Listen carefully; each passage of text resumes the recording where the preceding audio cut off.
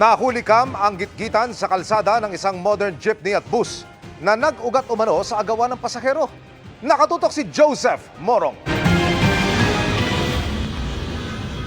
Humarang sa Espanya Boulevard malapit sa Moraita Avenue sa Maynila kahapon ang modern jeep at bus na ito. Bumaba ang konduktor mula sa modern jeepney at kinausap ang driver ng bus.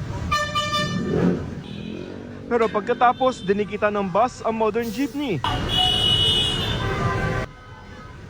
Umabante ang dalawa sandali pero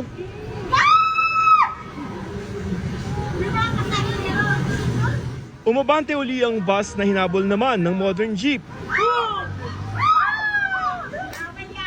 Kwento ng driver ng modern jeep na si Ronaldo Rocco, bago pa ang eksenang nakunan ng video, hinaharangan na sila ng bus sa pagkuha ng pasahero sa may Moraita, Maynila. Hindi po kami makabari dahil kumuha siya ng pasahero niya eh. Noong makakuha siya ng pasahero, lumipat kami ng lane sa kaliwa. Ang pagkaliwa namin, pagpalit namin ng lane sa kaliwa, na paras kami paliko, sinagi niya na ako na nasabitan niya ng side mirror ko. Sa terminal ng modern jeepney, ginawa na ang nasirang side mirror at ang nabasag na tambol o fender nito. Tinuluyan niya pantanggalin yung side mirror namin. Doon na po kami nag-init sa ginawa niya. Ako daw yung may kasalanan. Sabi ko, paano kung magiging may kasalanan?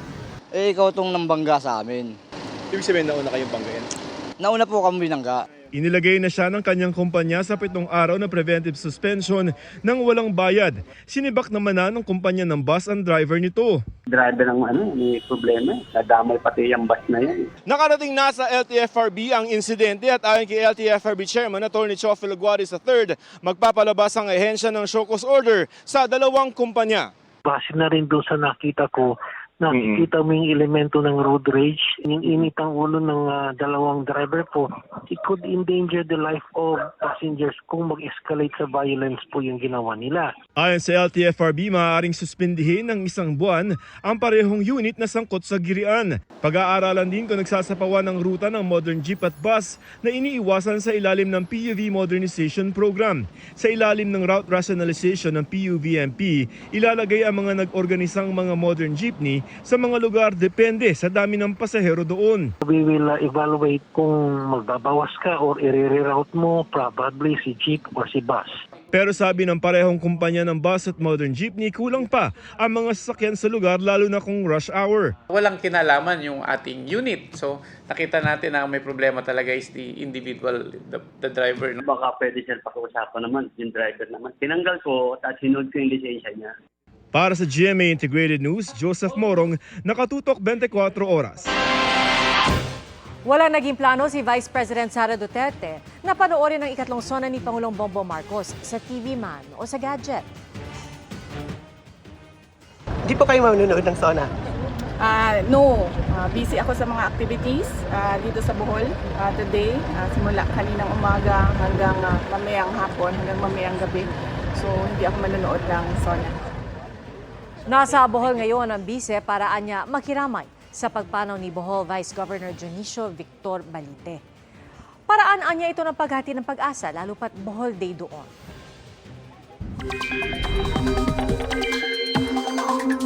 Mga kapuso, lalo pang lumakas ang bagyong Karina habang mabagal na kumikilos sa loob ng Philippine Area of Responsibility. Nakataas ngayon ang signal number 1 sa Batanes, silangang bahagi ng mainland Cagayan, kabilang ang silangang bahagi ng Babuyan Islands at northeastern portion ng Isabela. Bukod sa malakas na hangin at ulan, delikado ring pumalaot sa mga baybayin ng mga nabanggit na lugar. Huling damata ng bagyong Karina, 420 kilometers silangan ng Tuguegarao City, Cagayan. Naabot na nito ang typhoon category na may lakas ng hangin na 120 kilometers per hour at pabugsong aabot sa 150 kilometers per hour. Nagbago ang direksyon ng bagyo at kumikilos na ngayon pahilaga, hilagang silangan. Miyerkules ng gabi o Huwebes ng madaling araw yan inaasahang lalabas sa par. Kahit hindi tatama sa lupa, hagip ng mga kaulapan ng bagyong Karina ang ilang probinsya sa Luzon. Dagdag pa ang mga kaulapang dala ng habagat na sakop naman ng iba pang bahagi ng bansa. Ang pinagsamang epekto ng bagyo at habagat ang patuloy na magpapaulan sa malaking bahagi ng bansa. Base sa datos ng Metro Weather para bukas, pinakamaraming ulan ang mararanasan sa Luzon at Western Visayas. Umaga pa lamang, may matitinding buhos na sa Ilocos Region, Cordillera, Cagayan Valley, Central Luzon, Calabarzon, Mimaropa at Bicol Region. Maging alerto po sa banta ng baha o landslide, magtutuloy-tuloyan sa hapon at gabi. May ulan na rin sa iba pang bahagi ng Visayas at ilang lugar sa Mindanao, gaya ng Surigao del Sur, Socsarzan at Davao Region.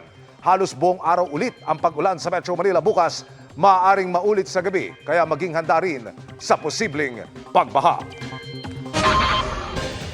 Gumawa ng panibagong kasaysayan si Filipino tennis ace Alex Ayala.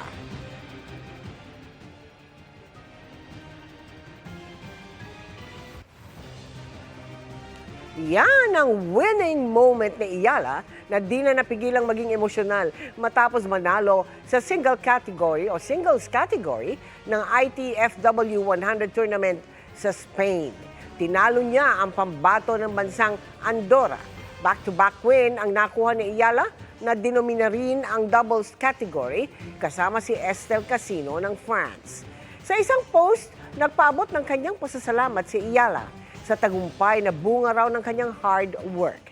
Tila fairy tale finish nga raw ito para sa atleta. Itong ikalimang overall title ni Ayala para sa women's singles.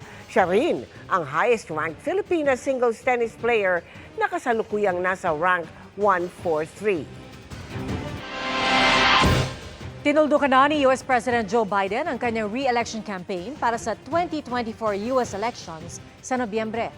At ang inendorso niya bilang kapalit, si US Vice President Kamala Harris.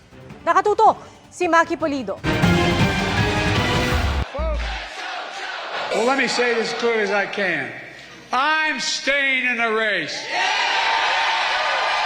I'll beat Donald Trump. I will beat him again in 2020. Mahigit 2 linggo lang matapos niyang sabihin ni US President Joe Biden, inanunsyo ni Biden sa isang public letter ang pag-atras bilang presidential candidate sa paniniwalang makabubuti ito para sa kanyang partido at para sa Amerika. Tututukan na lang ang pagganap niya bilang US President sa nalalabing bahagi ng kanyang termino. Ang nais daw niyang humalili sa kanya si US Vice President Kamala Harris na dati ring US Senator at California Attorney General. Ayon kay Harris, ikinararangal niya ang endorsement ni Biden at intensyon niya ngayong makuha ang nominasyon ng Partidong Democrat. Suportado naman ng ilang Democrats ang pagtakbo ni Harris.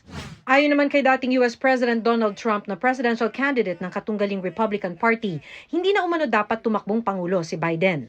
Ayon naman kay Pangulong Bongbong Marcos, pagpapakita ng genuine statesmanship ang desisyon ni Biden. Nagpasalamat din ang Pangulo sa patuloy na pagsuporta ni Biden sa Pilipinas at nagpaabot ng well wishes sa natitirang panahon ng kanyang presidency. Para sa GMA Integrated News, Maki Pulido, nakatutok, 24 oras. Pag-aaralan na ng Philippine Amusement and Gaming Corporation o PAGCOR ang dahan-dahang pag-alis ng Pogo sa bansa. May programa rin para sa mga Pinoy Pogo employee na mawawalan ng trabaho. Nakatutok live si Ian Cruz. Ian. Yes, Emil, titiyakin daw ng PAGCOR na sa pagtatapos ng taon ay sarado na ang lahat ng Pogo sa bansa alinsunod dyan sa utos ni Pangulong Bongbong Marcos sa kanyang ikatlong State of the Nation address dito sa Batasang Pambansa. Sabi ni PAGCOR Chairman Alejandro Tenco, gagawin nila ang lahat para mapag-aralan kung paanong dahan-dahan ay matigil ang operasyon ng mga Pogo sa bansa. Magpapaliwanag daw sila sa 43 legal na Pogo ukol sa utos na ito ng Pangulo. Sa gitna nito, makatuwang-an nila ang Department of Labor and Employment para sa training programs ng mga Pilipinong mawawalan ng trabaho. Tinatayang nasa 42,000 Pilipinong direktang empleyado ng legal na Pogo kasi ang maapektuhan. Hindi pa kasama riyan ang mga indirect at ancillary services na kumikita rin sa Pogo. Mungkahin ni Tenco sa mga maapektuhan, makipag-ugnayan sa DOLE para makakuha sila ng skills o job training program para magkaroon ng bagong pagkakakitaan o trabaho. Sabi naman ni Labor Secretary Bienvenido Laguesma, gagawa sila ng paraan kung paano mabibigyan ng trabaho ang Pogo workers na apektado. Nasa 10,000 ang apektadong Pogo workers sa pagtataya ng DOLE, kaya kailangan pa raw nila mag-usap ng PAGCOR para ma-reconcile ang kanilang mga figura. Masaya naman si Presidential Anti-Organized Crime Commission Undersecretary Gilbert Cruz sa desisyon ng Pangulo na iba ng Pogo. Narito ang bahagi ng pahayag ni PAGCOR Chairman Tenco. Ang naging utos ay isa na natin ang lahat ng mapogo sa katapusan ng taon. Gagawin natin ang lahat para mapag-aralan natin kung paano natin siguro dahan-dahang may alis ito. Alam mo, magpapaliwanagan kami ng mga legal na may lisensya na yun. 43 yun sa pangasalukuyan. May sinabi din ng Pangulo na inaatasan niya ang DOLE na handa na rin ang mga training programs. At para nang sa ganon, yung mga madi-displace nating mga kapwa Pilipino, ang mga madi-displace na yun, ay magkakaroon ng pagkakataon na makapaghanap buhay muli. Emil, matapos ngayong ating ambush interview ay sinabi ni Tenco na ipinatawag siya ng Pangulo para kausapin. Yan ang latest mula rito sa Batasang Pambansa. Balik sa iyo, Emil.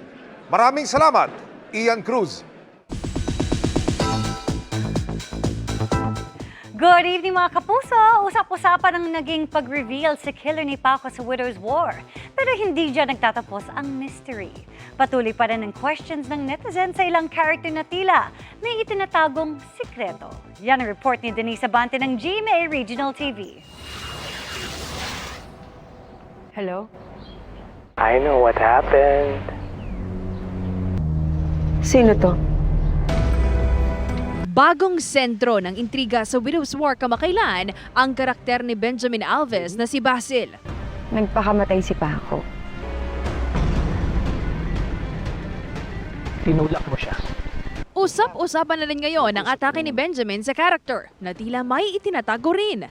It takes a village para gawin po yung character ni Basil. The writers are it's really who brought Basil to life. And I really do enjoy my time playing him. Pero malaking tulong din ang working relationship niya sa mga kasama, lalo si Carla Abellana na gumaganap kay George, asawa ng kanyang karakter. I've known Carla for a long time. She attended my wedding as well, so she's been a good friend of mine. Puring-puri rin siya ni Bea Alonzo na gumaganap na asawa ng pinsan ng kanyang karakter na si Paco. First time ng dalawa na magkatrabaho. Because he's very professional when he gets to the set, he knows his lines. Ang galing niya magtahi ng emotions niya, and it's very interesting because he has so much control. Bukod sa personality ng mga karakter, kahit outfit nila, may sinasalamin din. Sinadya nga bang naka-sexy black tube top ang nagluluksang si Sam?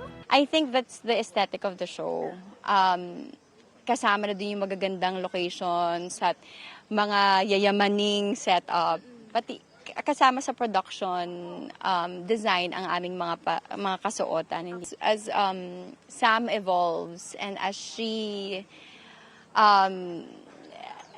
goes through different challenges in this show na talagang magte-test ng character niya, pati yung kasuotan niya, pati yung makeup niya, nag-evolve din because mas lalo niya na-absorb ang mundo ng mga palasyos. May pa-sneak peek din sila sa ilang scenes ng Widow's War ang ilan sa mga cast sa kanilang naging shoot sa Batangas. Mula sa GMA Regional TV at GMA Integrated News, Denise Abante, nakatutok 24 oras.